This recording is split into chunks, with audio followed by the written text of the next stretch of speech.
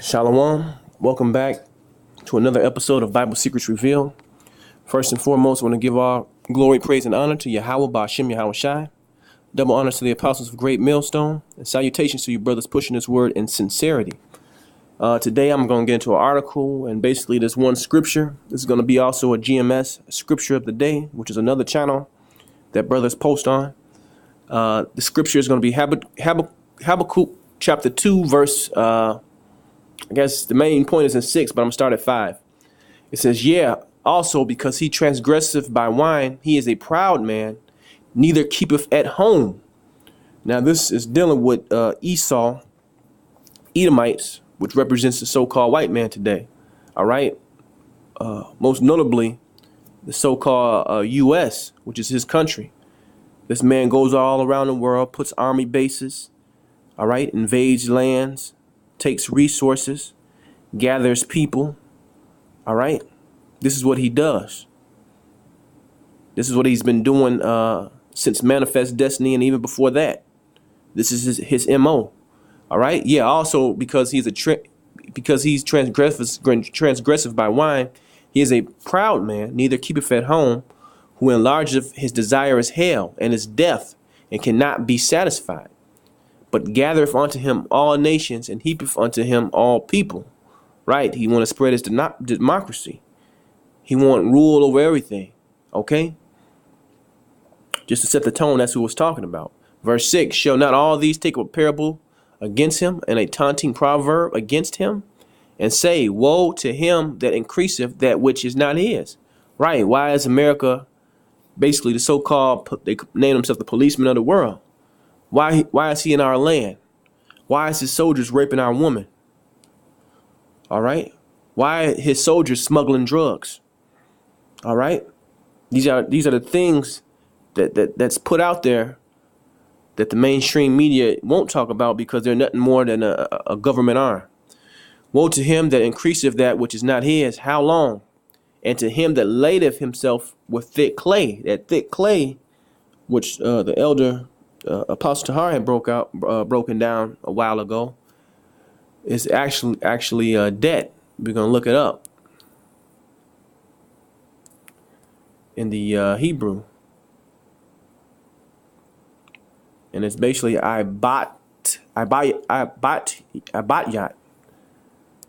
is the word, and when you look it up, the root word is Ibat, weight of pledges, heavy debts.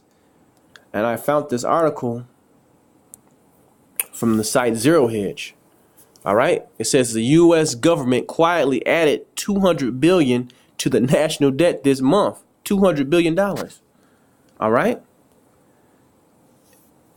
And this says there's been something happening this month that very few people have noticed.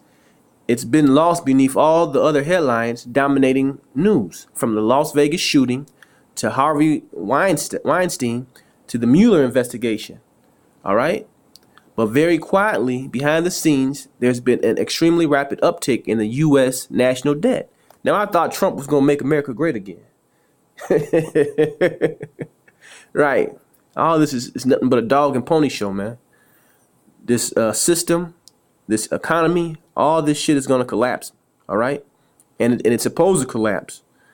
The elite are going to take everything, which they got now, but they're going to come with a draconian rule over everything. All right? They're going to take everything. They're going to take you.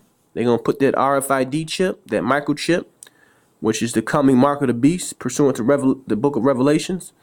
All right? That you can't use to buy or sell. They're going to bring that out. And they are bringing that out. All right? Just to put that in there. It says in the month of October alone, the U.S. national debt has soared by nearly $250 billion. This is pretty astonishing, given that October is supposed to be a good month for the U.S. Treasury Department. Right? The tax extension deadline means October is usually quite strong for federal tax receipts. And it has been taxpayers have written checks totaling $190 billion to Uncle Sam so far this month. Yet, despite being flush with tax revenue, the U.S. government still managed to pile almost $250 billion more on top of its already enormous mountain of debt.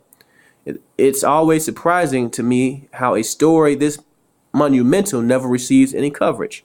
Right, and they're never going to talk about this in the mainstream news. Like I said, it's nothing more than a arm of the government. You know, it's nothing more than Pentagon news. They can only report what the government allows them to report.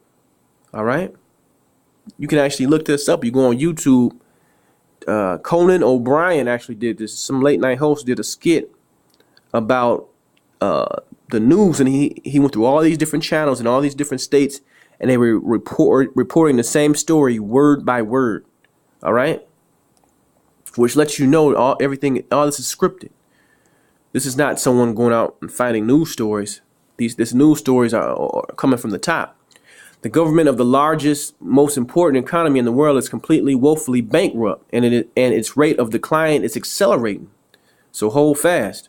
You'd think this would be on the front page of every major newspaper in the world, but it's not. It's shrugged off as par for the course, as if accumulating historic levels of debt is somehow consequence-free. And people think this. They walk around in zombie mode, all right, and think that this nightmare is going to continue forever. But it's not. And this complacency is what I find most bizarre, considering the following. The U.S. government spends nearly the entirety of its tax revenue on Social Security, Medicare, and interest on the debt. Throw in national defense spending, and the budget deficit is already hundreds of billions of dollars. And that's before they pay for anything else within the federal government. The IRS, national parks, highways, the guys who graze your genitals with the backs of their hands, meaning people at the airport. Congress could literally cut almost everything we think of as government, and they'll still lose hundreds of billions of dollars each year. All right. So this is what's going on. This is the real truth about the economy. The economy is not great. All right. Anybody that's living in the real world can tell you that. Wages are decreased. Jobs that don't pay shit anymore. You go to the grocery store, food is through the roof. All right. Once that this thing really falls, the credit rating agencies keep rating each state. I know the state in Illinois is rated lower and lower, which means they got to pay higher and higher interest rates. Hey, this thing is nothing more than a house of cards getting ready to blow over. Oh, and raising taxes doesn't solve the problem. Right. So this is a pretty good article. I'm not going to read the whole thing.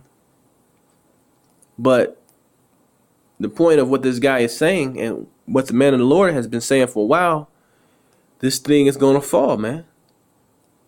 Because they got to keep every year, we got to extend the debt ceiling. We have to extend the debt ceiling.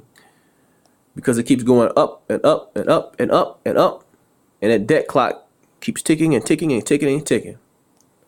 So, for you brothers out there, man, this thing is getting closer and closer. Just gird up thy loins. With that, I want to give all praises to you. How about Shem Yahweh Shai, and Shalom the next time.